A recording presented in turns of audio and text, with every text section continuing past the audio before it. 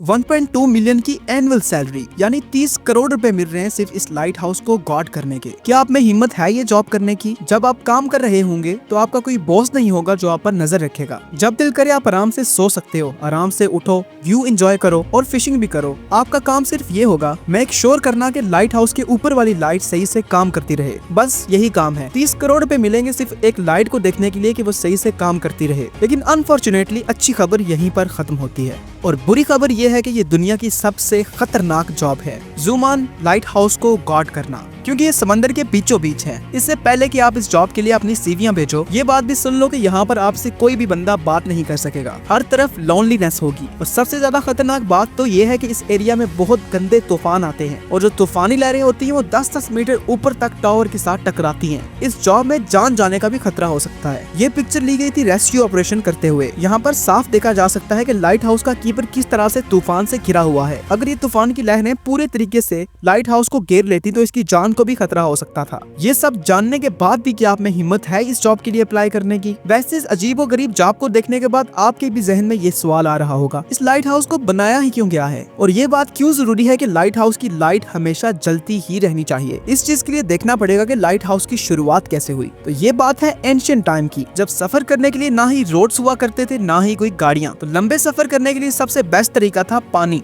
एक बंदा था जिसका नाम था कैप्टन मार्सियस। ये बड़ा ही जबरदस्त सेलर था और अपने खतरनाक समुद्री सफर के लिए जाना चाहता था। इसके साथ एक इंसिडेंट होने वाला था। शिप्स तो पहले जमाने में लकड़ियों की बनी हुई होती थी। तो एक रात कैप्टन पानी में रात को बहुत अंधेरे वाली जगह से गुजर रहे थे। पानी के नीचे बड़े बड़े रॉक्स थे जिनसे इनकी शिप टकरा जाती है। शिप में सुराख हो गया और वो शिप उलट भी गया और इनको काफी बड़ा नुकसान भी हो जाता है। इस इंसिडेंट के बाद कैप्टन मार्सियस ने सोचा कि इसका कोई न कोई हल निकालना लाजमी है जो इनको इस किस्म के खतरे से वार्न कर सके। ये तो हो गई एक प्रॉब्लम। जैसा कि आपको पता है कि ओशन बहुत बड़ा है और पैसिफिक ओशन तो बस छोड़ ही दीजिए। अगर हम दुनिया के 7 कॉन्टिनेंट्स को मिला के लैंड का एरिया एक जगह कर दें तो भी पैसिफिक ओशन ज्यादा बड़ा होगा। इसको छोड़िए, अगर हम 5 मून्स भी इस एरिया में रख दें तो भी पैसिफिक ओशन ज्यादा बड़ा होगा। अब आपको आइडिया हो गया होगा कि ये कितना बड़ा ओशन है। जब पुराने जमाने में सेलर्स इस ओपन पानी में सफर करते थे तो उनको कुछ भी पता नहीं होता था कि अगली जमीन कितने दूर है और इवन उसका रास्ता किधर से जाता है। नेविगेशन उस दौर में दुनिया का सबसे बड़ा मसला समझा जाता था। जीपीएस या कोई और एडवांस सिस्टम तो होता ही नहीं था जो सेलर्स को रास्ते के बारे में गाइड कर सके।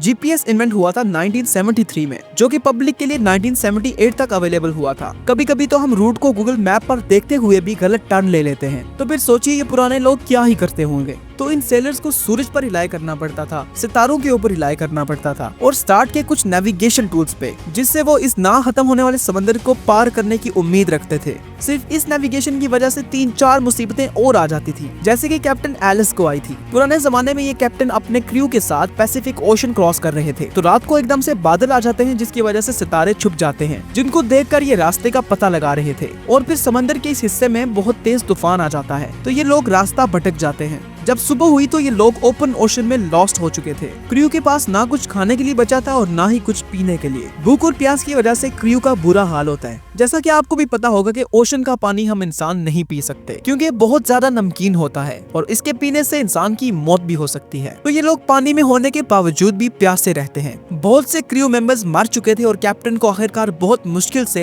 एक लैंड मिल जाती है और फाइनली ये लोग वहाँ पर जाकर स्टॉप करते हैं और अब दुनिया के सबसे पहले लाइट हाउस की शुरुआत होने वाली थी। इजिप्ट में मेडिटेरेनियन सी के साथ था एंशिएंट सिटी ऑफ अलेक्जेंड्रिया। वहाँ का रूलर था फिडोल्मी II फिलाडेल्फियस। इसकी किंगडम उस वक्त प्रॉपर हब थी ट्रेड के लिए, लेकिन इस किंगडम के लिए सबसे बड़ा मसला था इसकी लोकेशन। अगर आप इस पिक्चर को गौर से देखें तो शहर के किनारे पर जाने के लिए यहाँ से गुजरना पड़ता था। इसके साथ में देखिए कि कितने सारे पत्थर हैं। तो जब ट्रेड करने वाली शिप्स रात को इस जगह से तेज रफ्तार में गुजरती थी तो ये पानी के नीचे नोबदार पत्थरों से टकराती थी। ये शिप्स डूब जाती थी और इनके कार्गो भी जाये हो जाते थे, जिनकी वजह से ये किंगडम को काफी बड़ा नुकसान हो रहा था। किंग फिडेल्मी ने अपने किंगडम के मैरीन रोड की सेफ्टी के लिए उस दौर के एक्सपर्ट और ब्रिलियंट आर्किटेक्ट प्रोस्टेटस और सिनेडम को बुलाया। उनसे इसके सलूशन के लिए मदद मांगी। दोनों ने मिलकर बहुत ही जबरदस्त प्लान बनाया, एक रोशनी के बड़े से मीनार को बनाना जो शिप्स को गाइड किया करेगा सेफ्टी की तरफ और साथ ही इनको वार्न भी करेगा पानी के नीचे मौजूद खतरे की लहरों से। डिटर्मिनेशन के साथ स्ट्रैटेजिज्म काम शुरू कर देते हैं, लेकिन इनको ये नहीं पता था कि जो चीज ये बना रहे हैं वो one of the great Marvel बनने वाला वाला है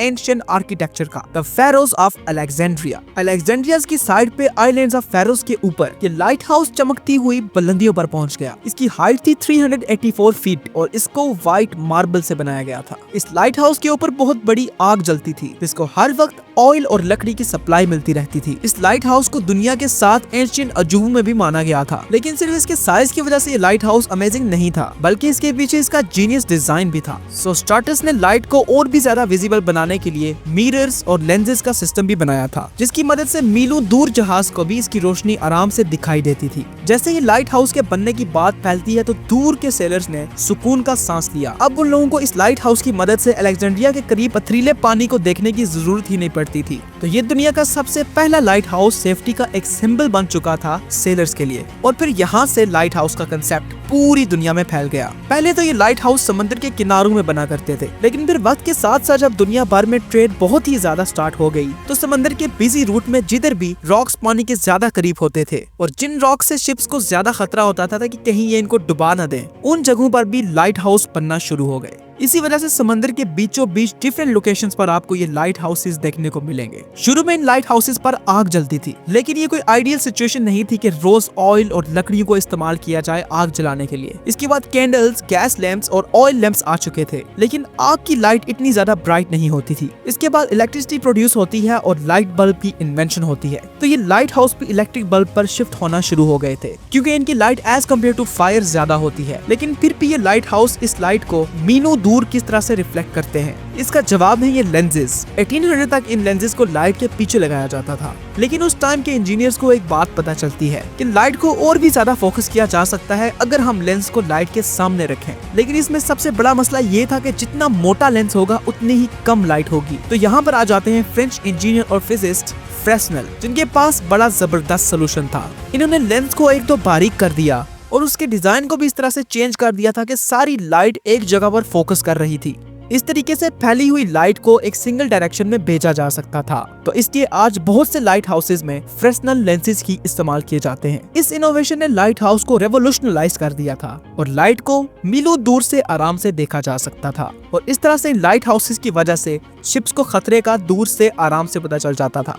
तो वीडियो के स्टार्ट में जो आपको एक जॉब का बताया था, जुमान लाइट हाउस में रहने के आपको इतने पैसे मिलेंगे, सिर्फ आपने ये देखना है कि लाइट हाउस की लाइट जलती रहे। अब भी क्या आप उस लाइट हाउस की जॉब को करने के लिए इंटरेस्टेड हैं? कमेंट्स में लाजमी बताएं। ये लाइट हाउस तो एंशिएंट जमाने में बना था और इसने पूरी दुनिया की मैरीन रूट सेफ्टी को रिवोल्यूशनाइज कर दिया था। ये तो एंशिएंट राजा की तरफ से बहुत अच्छा कदम होता है। वीडियो अच्छी लगी हो तो इसको लाइक कर दीजिए, चैनल को सब्सक्राइब करके बेल के आइकन पर लाजमी प्रेस कर दीजिए।